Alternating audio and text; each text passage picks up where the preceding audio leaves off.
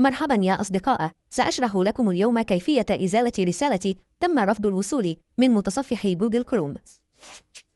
إذا كنتم تستخدمون جوجل كروم وتواجهون مشكلة ظهور رسالة تم رفض الوصول عند محاولة فتح أي موقع، فلنستعرض بعض الحلول الممكنة.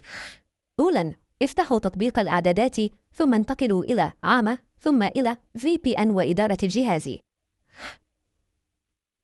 تأكدوا من عدم اتصال VPN الخاص بكم. إذا وجدتم متصل فحاولوا قطع الاتصال. بعد ذلك انتقلوا إلى إعدادات وقت الشاشة ثم إلى قيود المحتوى والخصوصية وعطلوا جميع القيود.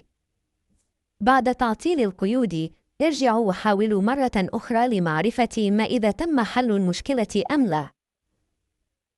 إذا استمرت المشكلة فابحثوا في متجر التطبيقات أو متجر جوجل بلاي عن VPN ثم حاولوا تثبيت أحد تطبيقات VPN لاستخدام أي موقع.